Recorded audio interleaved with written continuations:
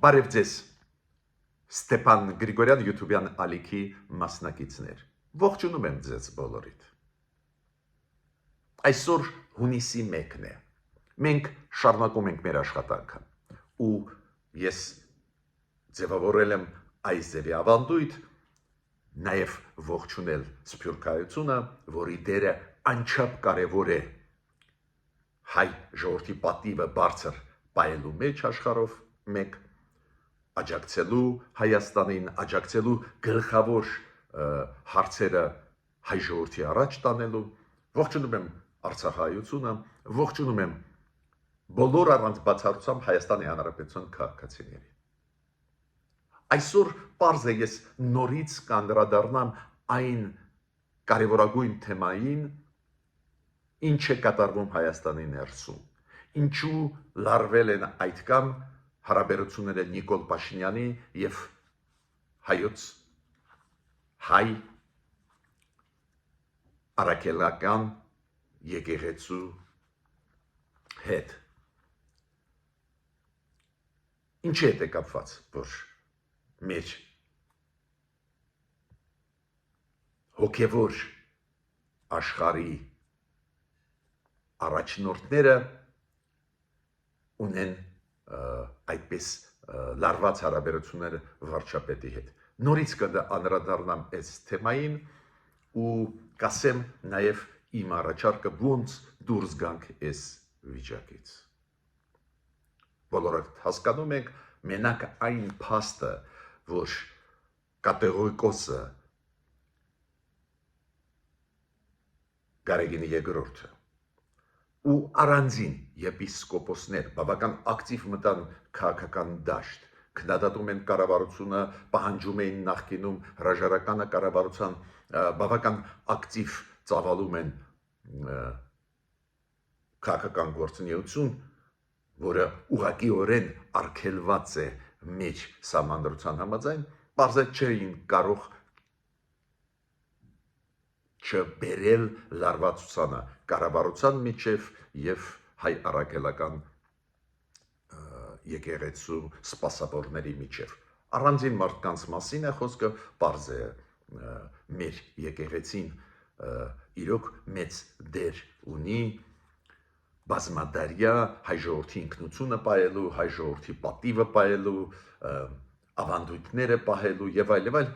բոլորս սիրում ենք մեր եկեղեցին, հարգում ենք, բայց խոսքը գնում է գլխավոր իերարխների մասին, առանձին, ովքեր մտան քաղաքական դաշտ։ Դա չէր կարող չբերել այս ձևի լարված իրավիճակի, որը պարբերաբար սրվում է, պարբերաբար ավելի հանգիստ է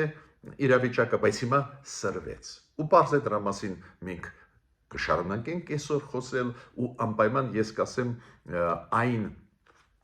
առաջարկի մասին, որը այսօր լսեցի Արամ Զավենի Սարգսյանից, Հանրապետություն կուսակցության առաջնորդից, իմ կարծիքով շատ ճիշտ առաջարկ է, այս առաջարկի մասին ոնց դուրս գանք այս իրավիճակից, ես ձեզ հետ կխոսեմ մեր այսօրվա հաղորդման վերջում։ Բայց այնուամենայնիվ, ինչքան էլ ծանր վիճակ չլինի ներսում, մենք պետք է հասկանանք, որ մեր առջև կանգնած են սպառնալիքներ, ակնհայտ եկող և Ադրբեջանից, և Ռուսաստանից, ու պետք է շարունակենք աշխատել ու կառավարությունը պարտավոր է շարունակել աշխատել, ապահովելու անվտանգությունը մեր երկրի, մեր ժողովրդի։ Դա է պատճառը, որ ես այսօր անպայման կանդրադառնամ մի քանի աշխարհիկ թեմաների, Չինաստան-Հայաստան հարաբերություններ, Ուկրաինա-Ռուսաստան, այնտեղ շատ ուշագրավ զարգացումներ են գնում, վաղը հունիսի 2-ին պլանավորվում է Ստամբուլում երկրորդ բանակցային փուլ անցկացնել Ռուսաստան-Ուկրաինա, շատ հավանական է, որ դա կկայանա, բայց այնտեղ նյուանսներ շատ կան, նոր նյուանսներ, որոնք ուղղակի շոշափում են նաև Հայաստանի շահերը, քանի որ այդ զարգացումները ի վերջո իրենց արձագանքը կստանան Հայաստանում։ Ուրեմն դրա մասին էլ մենք կխոսենք։ Սկսում եմ այսօրվա իմ ելույթը։ Գիտեք, ես դա ավանդույթ է ձևավորված մեր աշխատանքի մեջ միշտ սկսում են դրական օրինակներից։ Շատ կարևոր է դրականը, որ մեր ներսում մթնոլորտը մի քիչ լիցքաթափենք։ Ցույց տանք, որ օրինակ նույն սպորտում մենք ունենք հաջողություններ։ Դա ցույց է տալիս, որ զարգացում երկրում գնում է, ասենք մշակույթի ոլորտում, գիտության ոլորտում, սպորտի մեր սպորտսմենները իրոք մեծ հաջողությունների անցնում են տարբեր սպորտաձևերում, օրինակ սպորտային գիմնաստիկայում, մարմնավարժությունում, սպորտային հերթական հաջողությունների հասան եւ մեր փորձառու սպորտսմենները եւ երիտասարդ ծերունդը սպորտսմեններին։ Օրինակ Լեյպցիգում, Գերմանիայում հիմա անցնում է եվրոպական առաջնությունը սպորտային գիմնաստիկայում։ Ու էլի կշարունակվի մի քանի օր այդ սպորտաձևի մարցումները, բայց այս փուլին մեր սպորտսմենները նվաճեցին 2 ոսկե մեդալներ, Համլետ Մանուկյանը եւ Արթուր Դավթյանը, արծաթե մեդալ ստացավ Մամիկոն Խաչատրյանը եւ բրոնզե մեդալ Արթուր Ավետիսյանը։ Շատ շնորհակալ եմ մեր սպորտսմեններին եւ իրենց մարզիչներին, որ իրանք բարձր են պահում պատիվը մեր երկրի սպորտում։ Սպորտաձևերը, դու գիտեք, կողմնակիցները ամբողջ աշխարհում կան ու այս ձևի սպորտաձևի մեջ հասնել մեծ հաջողությունների, դա պետության հեղինակություն բարձրացնող բան է։ Այսօր վարչապետ Նիկոլ Փաշինյանի 50-ամյակն է լրացե, նույնիսկ Վլադիմիր Պուտինը հասցրեց շնորհավորել Նիկոլ Փաշինյանին։ Ճիշտ ասած, ավելի լավ կլիներ, եթե Վլադիմիր Պուտինը դադարեր լինել ու տանել պրո-ադրբեջանական քաղաքականությունը, դա ավելի լավ կլիներ, այլ ոչ թե այս ձևի շնորհավորական խոսքեր, որը ինքը ուղեց Նիկոլ Փաշինյանին։ Շատ ու շատ ազնիվ կլիներ, եթե Պուտինը փոխեր քաղաքականությունը, գոնե այդ կամ ակնհայտ հակահայկական քաղաքականություն չվարեր։ Բայց Վլադիմիր Պուտինը շնորհավորեց Նիկոլ Փաշինյանին, ուզում եմ ձեզ ասել։ Ես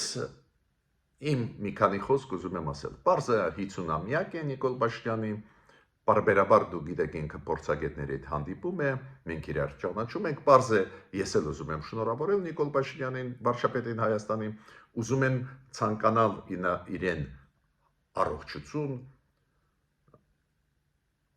իր ընտանիքի անդամներին,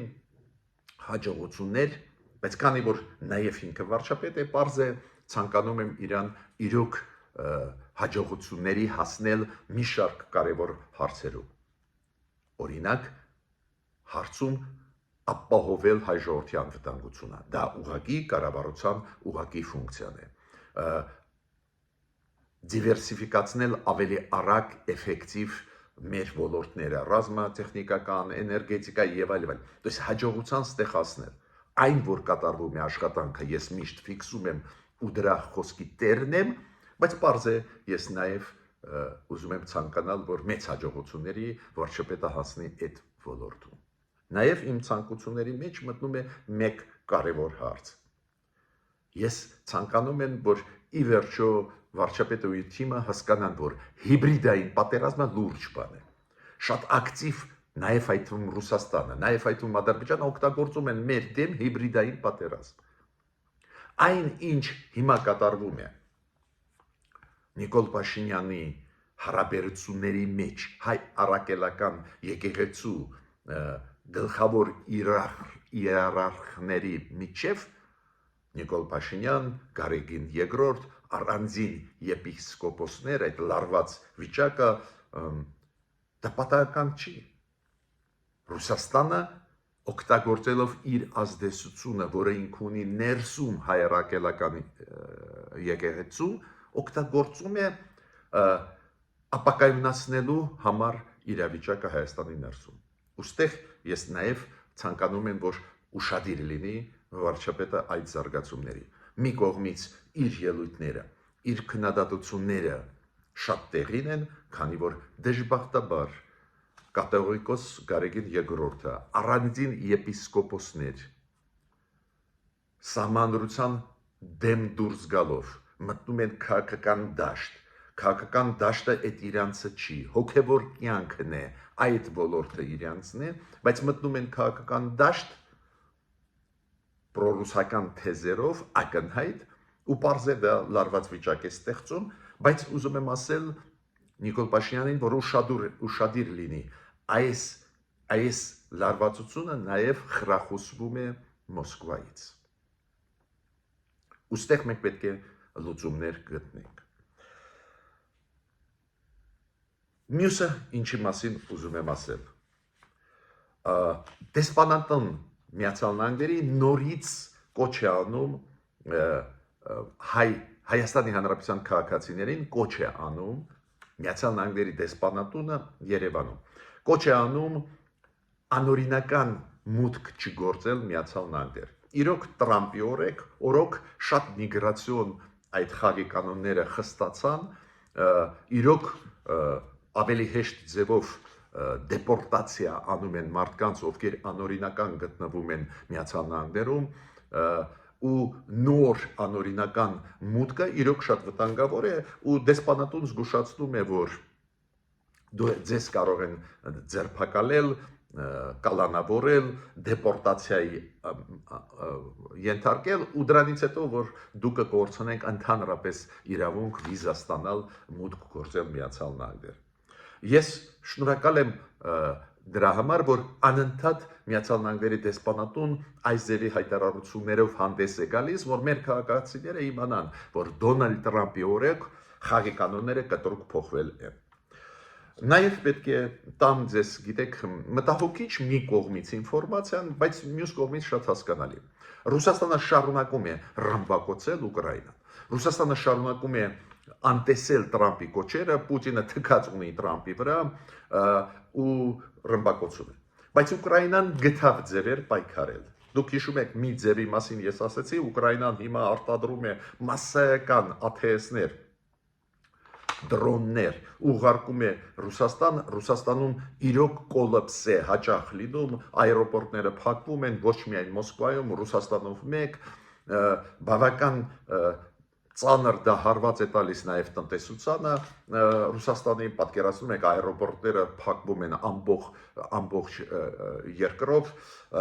վնաս են հասցնում դրոնները Ուկրաինայի կոնկրետ օբյեկտներին Ռուսաստանի։ Հիմա նոր ձև գտավ Ուկրաինան պայքարել, դա դիվերսիոն քայլեր են։ Ուրեմն երկու օրվա մեջ երկու կամուրջներ պայթեցվեցին։ Մեկը Բրյանսկի մարզում, մյուսը Կուրսկի մարզում։ Պայթեցվեցին կամուրջներ։ Բրյանսկի մարզում մեծ թվով զոհեր կան, քանի որ այդ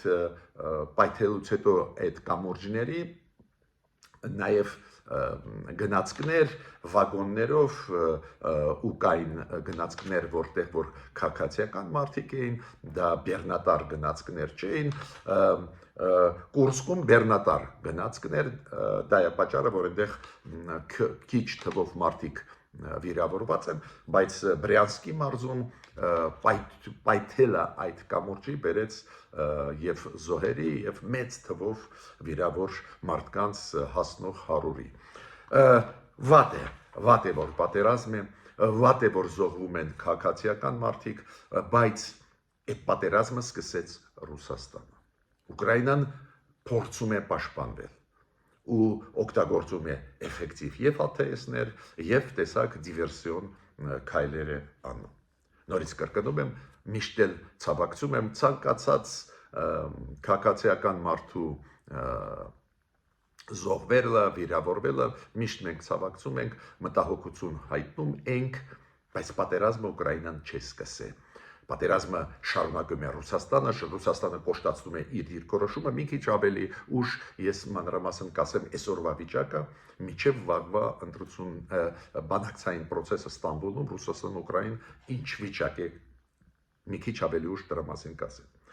Միխայել Կավելաշվիլի Վրաստանի գիտեք նախագահն է, Վրաստանի նախագահն ինքը հիշում եք հանդիպեց եւ Նիկոլ Փաշինյանի հետ եւ Բաքվում Իլհամ Ալիևի հետ ու ինքը ասեց, որ ինքը շատ գոհ է այդ հանդիպումներից ու ինքը ասեց, որ ինքը տեսնում է հնարավորություն այս ռեգիոնը ծաղկացնել։ Բացի դրանից ինքը ասեց, նայեք Միացյալ Նահանգների հայտարարությունները, շնորհավորական խոսքերը Վրաստանի, Ադրբեջանի անկախության օրվա կապակցությամբ ցույց են տալիս, որ բացվում է հնարավորություն, որ Հարավային Կովկասում խաղաղություն լինի ու Հարավային Կովկասը դառնում է Միացյալ Նահանգների համար էլ նախապատվային, то есть priority-ային դառնում է։ Սենատոր Դեյնզը գտնվում է Հայաստանում, երեք ես դες ասեցի, պարզ է ինքը հանդիպեց նաև վարչապետ Նիկոլ Փաշինյանի հետ։ Գիտեք, իր հայտարարության մեջ ինչն էր կարևոր, որ ինքը ասեց, որ Դոնալդ Թրամփը ունի դիրքորոշում Հարավային Կովկասի հետ։ Ու ինքը սենատորը Միացյալ Նահանգների Դեյնզը աջակցում է, ողջունում է այն դիրքորոշումը, որը ունի Դոնալդ Թրամփը Հարավային Կովկասի նկատմամբ, որ կարելի է հասնել հաջողության Հարավային Կովկասում, դա դիրքորոշումն է ինքը ասում է Թրամփի, եւ Հայաստանը եւ Ադրբեջանը պետք է ստորագրեն խաղաղության պայմանագիր։ Իրոք լավ լուր է մեզ համար, որ Միացյալ Նահանգները ավելի ակտիվ են զբաղվում ու Դոնալդ Թրամփը ասում է պետք է ստորագրեք խաղաղության պայմանագիր։ Բայց ես ինձ զարմացրեց մեկ բան, որ խոսքը գնում է Հայաստանի ու Ադրբեջանի մասին։ Մինչդեռ բոլորը գիտեն ու մեր կառավարությունը պատրաստ է ստորագրել խաղաղության պայմանագիրը ցանկացած պահի։ Ուրեմն մեր թերությունը նա է, որ մենք չենք հասցնում Միացյալ Նահանգներին, Եվրոպային, որ մենք պատրաստ ենք ստորագրել։ Կոչ արեք Ադրբեջանին, քանի որ այս սենատորը բերեց խոսքերը Թրամփի։ Ինքը ասեց, Թրամփը զբաղվում է Հարավային Կովկասում, Թրամփը ողջունում է այդ process-ը ու Թրամփը ասում է ստորագրեք Հայաստան ու Ադրբեջան խաղաղության պայմանագիրը։ Մեզ դա անիմաստ է ասել, մենք այդպես էլ պատրաստ ենք։ Ուրեմն ես մեր կառավարությանը ինչ առաջարկ ունեմ անելու։ Դուք անպայման պետք է զգուշացնեք եւ ամերիկացիներին եւ եվրոպացիներին։ Մեզ դիմել, որ մենք ստորագրենք խաղաղության պայմանագիրը, անիմաստ է։ Մենք պատրաստ ենք ստորագրել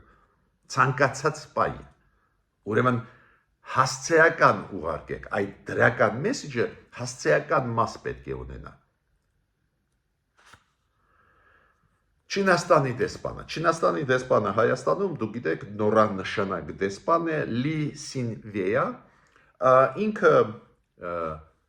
ելույթ ունեցավ իր լիազորությունների մեջ մտնելու կապակցությամբ։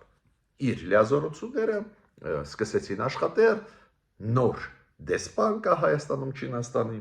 ակնհայտ է մենք բոլորս պետք է հասկանանք Չինաստանի դերը մեծ, նաև Չինաստանի հետ պետք է աշխատենք, դա չի հակասում Հայաստանի ինտեգրացիոն process-ներին դեպի Եվրամիություն, դեպի Արևմուտք, չի հակասում։ Աշխարհը հիմա շատ բարդ է, աշխարհում հիմա տարբեր հոսանքներ, տարբեր դաշինքներ, ակնհայտ ակտիվ հիմա աշխատանք Եվրամիություն Չինաստանն է գնում, այն մարդկանց եմ ասում, ով չգիտի դրա մասին, ակնհայտ Ֆրանսիա, Չինաստան երկխոսում լրջագույն գնում է, դա չի նշանակում, որ այն հակասությունները, որոնք կային, հարթվեցին, ամեն ինչ իդեալական է, բայց բոլորը հասկանում են, Թրամփի քաղաքականությունը այդքան բարդ քաղաքականություն է, որ ամեն ինչ խառնեց։ Արևմուտքում հասկացան, նաև Եվրոպայում, նաև Կանադայում, նաև այլ մասում արևմտյան երկրների, որ Դոնալդ Թրամփի քաղաքականությունը տարբերվում է։ Իր համար դաշինքը Եվրոպայի հետ, Կանադայի հետ այդքան կարևոր չի։ Այո, իրանք դաշնակից են մնում, բայց այդքան կարևոր չի։ Դոնալդ Թրամփի համար շատ կարևոր է ինչ կասի Պուտինը։ Ուրեմն դու էլ պետք է ճկուն լինել, դու էլ պետք է Հայաստանն էլ պետք է հասկանա, որ հզոր պետությունների հետ պետք է աշխատես, Հնդկաստաննա, Չինաստաննա, պարտավոր ես լուրջ աշխատել ու հնարավորությունները չկորցնել իրանց հետ աշխատելիս։ Դեսպանը Չինաստանին լավ մեսիջներ ուղարկեց, ասեց, որ մեր հարաբերությունները շատ դրական են զարգացում Հայաստանի հետ, ինքը իմիջիալ շատ հետաքրքիր թիվ տվեց, առևտուրը Չինա-հայկական, Չինաստան-Հայաստան հասավ 2 միլիարդ 800 միլիոն դոլարի։ Բավական լուրջ աճեց առևտուրը մեր երկրների միջև։ Ինքը ասեց, որ մենք բարձր ենք գնահատում, որ Հայաստանը ընդունում է գլխավոր մոտեցումը, մեկ Չինաստանի մոտեցումը, որ կարող են Չինաստանի ներսում առանձին տարբերություն լինեն քաղաքական համակարգերի, պարզ է Թայվանի մասին է խոսքը, բայց միասնական Չինաստանն է, նու Հայաստանի դիրքորոշումը տարածքային ամբողջականությունը Չինաստանի մենք պարզ է հարգում ենք սուվերենությունը ու դեսպանը դա ասեց, մենք դա բարձր ենք գնահատում։ Ես ինչքան հասկացա դեսպանը Չինաստանի բարձր է գնահատել այն կոնտակտները, որը ուներ Նիկոլ Փաշինյանը Չինաստանի նախագահ Սի Ցզինպինի հետ, հիշում եք Մոսկվայում մայիսի 9-ին, պարզ է, ոտի վրա իրանք մի քանի խոսք փոխանցել են, նաև BRICS-ի գագաթնախոժողովի ժամանակ։ Ու ինքը հատուկ ուզում է ուշադրությունը դարձնի Հայաստանի, որ Չինաստանը շատ մեծ տեղ է տալիս Շանհայյան համագործակցության կազմակերպությանը, ՇՕՍ կոչվածը, Շանհայյան համագործակցության կազմակերպությանը, որտեղ որ Հայաստանը գործընկերի կարգավիճակ ունի։ Ինքը ասում է այդ շրջանակներում մենք ձեզ հետ պատրաստ ենք ավելի ակտիվ աշխատել։ Ես ինչու դրա մասին մանրամասն հիմա ասում եմ, դեսպանի այս լիազորությունների մեջ մտնելու ելույթին, քանի որ դրանից դու տեսնում ես ինչ է ուզում Չինաստանը անել Հայաստանում։ Չինաստանը ուզում է համագործակցել Հայաստանի հետ, նշում է մի քանի ոլորտներ, որտեղ որ ուզում է համագործակցել։ Ու մենք պետք է դա օգտագործենք։ Մենք չպետք է, գիտեք ինչ ասենք, այ գնացինք Եվրոպա ու վերջ։ Այո, մեր տեղը Եվրոպան է, մենք Եվրոխորհրդի անդամ ենք, մեր ինտեգրացիան Եվրոպայի մեջ կարևորագույն է, բայց չպետք է անտեսենք համագործակցությունը նույն Չինաստանի հետ, նույն տարբեր ոլորտներում, կներեք էներգետիկայի ոլորտում, օրինակ, կամ այդ մետաքսե ճանապարհի հետ կապված։ Քանի որ ես տեսնում եմ Եվրոմիությունը ուզում է կապ հաստատել կենտրոնական ասիական երկրների հետ, դրանից հետո Չինաստանի հետ, քանի որ փոխվում է աշխարհը։ Տրամպի քաղաքականությունը ամեն ինչ խառնեց։ Ուրեմն մենք էլ ճկուն պետք է լինենք։ Օրինակ, ճկունությունը Ղազախստանի։ Դուք գիտեք, որ Ղազախստանը ուզում է կառուցել ատոմակայաններ, ու մեկը չի, մի քանի ատոմակայան։ Հիմա իրանք ուսումնասիրում են առաջարկությունները ֆրանսիական ընկերությունների, Հարավային Կորեայի, Ռուսաստանի ու նոր առաջարկ տվեց Չինաստանը։ Չինաստանի առաջարկը ուղիղ 2 անգամ ավելի էժան է նույն հզորությամբ ատոմակայան կառուցելու Ղազախստանում։ 2 անգամ։ Ու դա կապված է նրա հետ, որ իրոք Չինաստանը տեխնոլոգիաների ոլորտում շատ առաջ գնաց, նույնիսկ Միացյալ Նահանգներից առաջ ընկավ։ Նախկինում իրանք վերցնում էին Միացյալ Նահանգների տեխնոլոգիաները, եվրոպական, հիմա այդ տեխնոլոգիաների հարցով բոլորը ընդունում են առաջ ընկան։ Ես չեմ ասում, որ մենք կառուցենք Չինաստանի ատոմակայանը։ Ես դա չեմ ասում։ Ես ասում եմ, տեսեք Ղազախստանը ինչքան ճկուն է։ Ընդունեցին նաև այս առաջարկը ի պաշտոն է։ Ղազախստանի համապատասխան պաշտոնյաները, ովքեր զբաղվում են ատոմային էներգետիկայով, իրանք պաշտոնյա ունեն բարձր նախարարի կարգավիճակով, ու այդ պաշտոնյան ասեց, որ մենք ի պաշտոն է 4 առաջարկները ընդունում ենք, նաև նոր Չինաստանի առաջարկ։ Այո, ես կողմնակից եմ, որ մենք արագ կառուցենք, ինչքան կարելի արագ, օրինակ մոդուլային ամերիկյան ատոմակայան։ Բայց ճկուն լինենք, ինչու օրինակ մենք նաև չենք նայում ֆրանսիական առաջարկությունները։ Հիմա ինչ է ասում Ռուսաստանը։ Ռուսաստանն է առաջարկել հունիսի 2-ին անցկացնել Ռուսաստանի առաջարկն է անցկացնել Ստամբուլում հունիսի 2-ին վաղը բանակցություններ Ուկրաինա, Ռուսաստան, Միացյալ Նահանգների միջնորդությամբ։ Ուկրաինան իր մեմորանդումը տվեց Ռուսաստանին, տվեց Եվրոպային, տվեց ամերիկացիներին։ Իրենց առաջարկները 22 կետեր են ու այդ առաջարկությունների մեջ Ուկրաինայի պարզը շեշտը դրած նրա վրա, որ պետք է դադարեցնես ռազմական գործողությունները եւ օդում, եւ ծովերում, եւ ցամաքում։ Ուկրաինան ասում է մենք կգանք բանակցությունների, բայց Ռուսաստանն էլ թող ուղարկի մեզ իր առաջարկությունները։ Պեսկովը պատասխանեց, ասեց մեր առաջարկությունները մենք կտանք միայն դահլիճում, երբ որ բանակցությունները սկսվեն։ Ինչ քայլեր անում է Միացյալ Նահանգները ստիմուլ տալ Ռուսաստանին, որ համաձայնվի զինադադարին։ Միացյալ Նահանգների հատուկ լիազորություններով դեսպանը նշանակված այդ հարցով դուք հիշում եք Կիթ Կելոգն է։ Ուիտկոֆն էլ զբաղվում է այդ հարցերով, բայց Կիթ Կելոգը ուղղակիորեն Ուկրաինայի հարցերով բանագնացն է Տրամպի։ Ինքը ասում է մենք Պուտինին ուղարկում ենք մեր մեսիջը, որ մեր օրակարգում չկա Ուկրաինային ընդունել ՆԱՏՕ-ի անդամ դարձնել։ Մեր օրակարգում չկա Վրաստանը եւ Մոլդովան ՆԱՏՕ-ի անդամ դարձնելու։ Դա քայլ է, որ Ռուսաստանին շահագրգռեն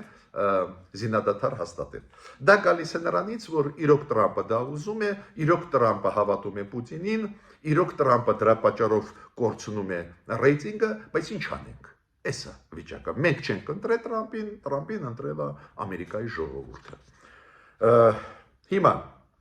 արտգործնախարարությունը Թուրքիայի, դուք գիտեք, արտգործնախարարը Ֆիդանը եղել է Կիևում, հանդիպել է Զելենսկու հետ, պարզ է, այդ բանակցությունների մասին էր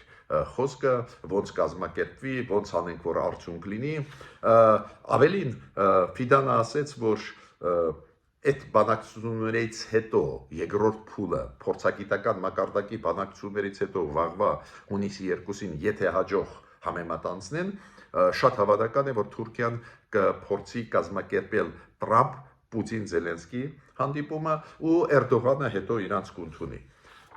Տեսակ Թուրքիան ուզում է շահի այդ մեծ չէ հեղինակությունը ձեռք բերում Թուրքիան, որ Ռուսաստանն ու Ուկրաինան Միացյալ Նահանգները համաձայնվեցին Ստամբուլում հանդիպել։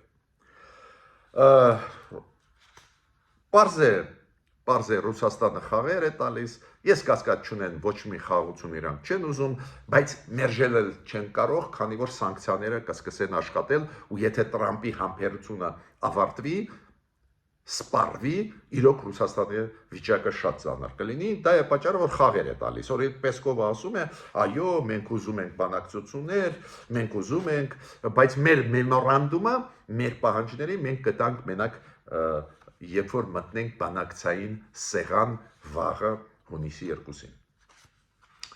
Երբ որ Տրամպին հարցրեցին երեք, դուք ուզում եք սանկցիա մտցնել Պուտինի դեմ, Ռուսաստանի դեմ, քանի որ Ռուսաստանը զինադադարը չի կանգնացնում, չի լսում ձեզ ու կա Լինցի Գրեմի եւ Բլումենտալ այդ երկու կոնգրեսականների նախաձեռնությունը ուժեղացնել սանկցիա, ինքը ասեց ես կուսումնասիրեմ այդ առաջարկությունները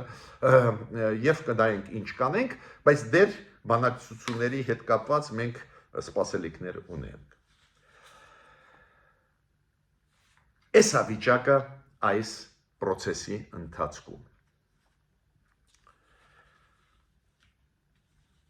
Անչափ կարևոր process է Ռուսաստան-Ուկրաինան նաև մեզ համար, ինչով կավարտվի դա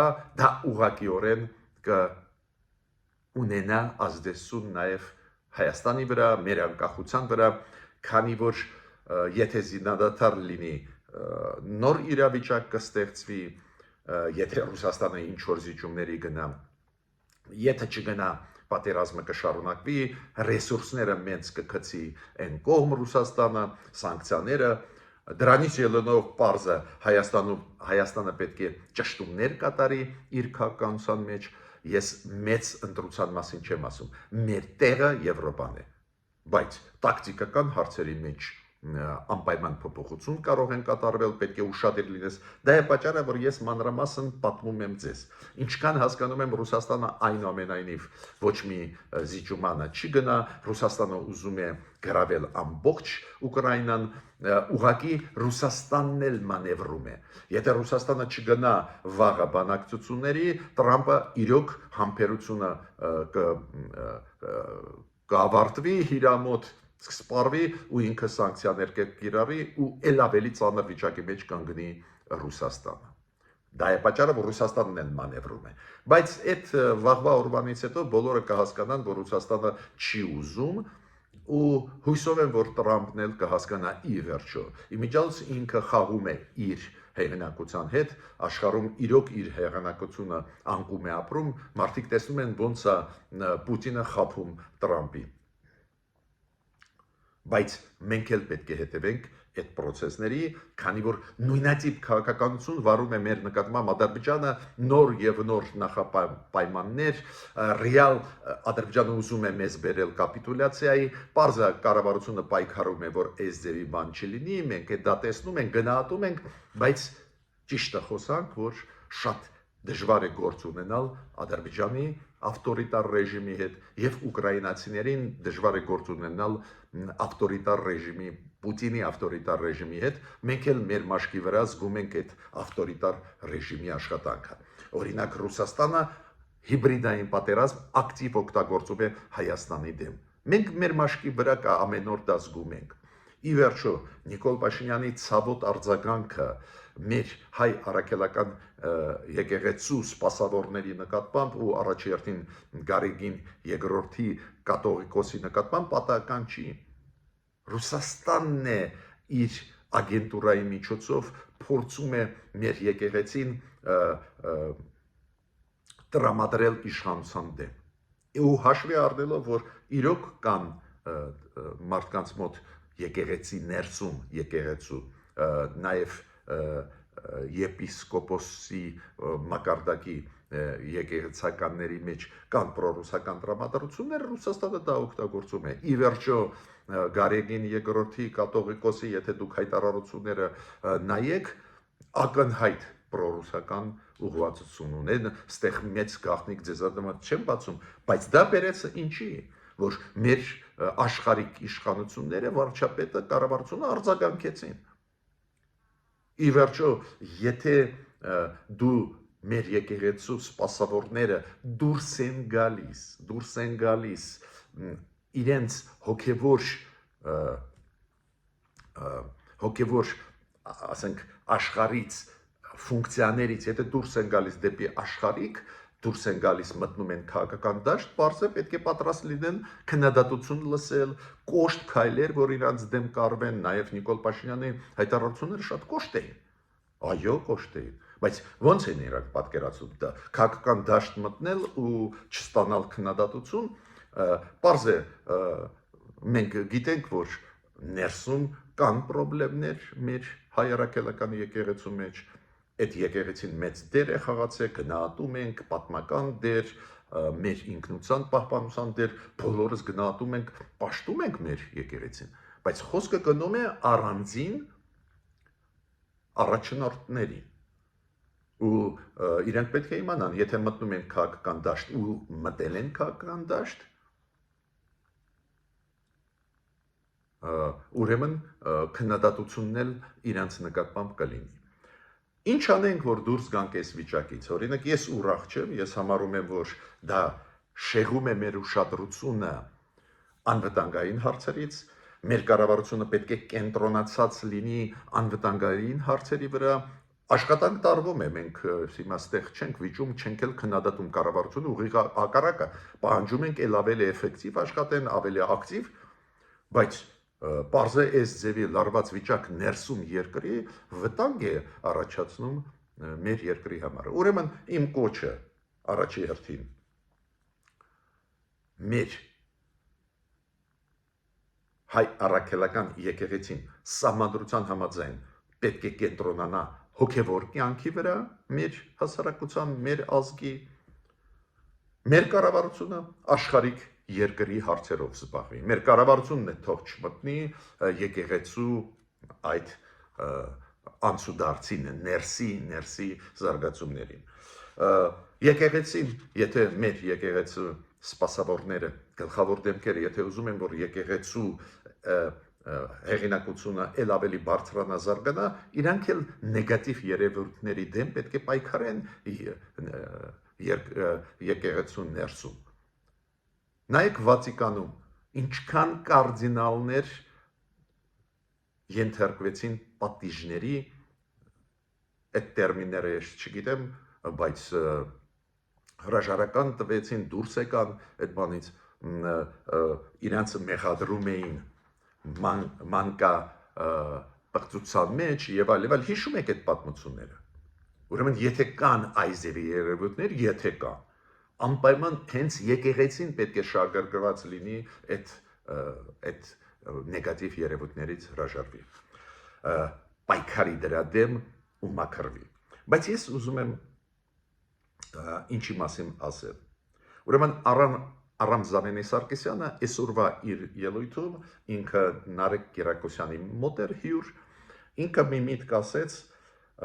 որ ինքը կոչ է անում, որ այս ծանր վիճակը կառավարություն եկեղեցի, հայ առաքելական եկեղեցի կամ Նիկոլ Փաշինյան կաթողիկոս պետք է այդ ես եմ գումարում, Նիկոլ Փաշինյան կաթողիկ պետք է դադար տալ եւ վերջ։ Կա սահմանադրություն, որը կարգավորում է այդ հարաբերությունները, ու ես այդ կոչին Արամ Զավենի Սարգսյան միանում եմ։ Պետք է դադար տալ դա։ Հասկացանք, կառավարությունը ասեց իր կարծիքը, եկեղեցին պետք է դադար տա պրոռուսական գիծ տանել, պետք է վերադառնա հոգևոր իր լիազորությունների մեջ, կոպիտ եմ ասում, քանի որ դրսի վտանգները այդքան մեծ են, որ ներսում լարված վիճակը կառավարություն եկեղեցի իրոք մեծ վնաս կարող է հասնել մեր երկրին։ Նորից կրկնում եմ, սահմանադրությունը շատ հստակ ամեն ինչ ֆիքսում է։ Սահմանադրության համաձայն Հայաստանի, այո, մեր եկեղեցու դերը հայ առաքելական շատ մեծ է, սահմանադրական ինստիտուտ է, մենք դա բարձր ենք գնահատում, բայց ոչ մի դեպքում այդ ինստիտուտը իրավունք չունի մտնել աշխարհիկ կյանք։ Ու ղեկավարությունը այսօրվա մեր եկեղեցու դա պետք է հասկանա ու չկատարի, ասենք, պրոռուսական ինչ որ կամ Ռուսաստանի ինչ որ պատվերները։ Իշխանություններն էլ պետք է զբաղվեն իրանց գործով, աշխարհիկ կյանքով, անվտանգությունը ապահովել մեր երկրի, նոր ատամակայան բերել ամերիկյան օրինակ համակարգով, բազմազանեցնել մեր համագործակցությունը ռազմական ոլորտում, էներգետիկայի, բազմավեկտոր քաղաքականություն կամ բալանսավորված, ոնց է ասում կառավարությունը։ Ես ավարտեցի իմ ելույթը այսօրվա, մինչ նոր հանդիպումներ։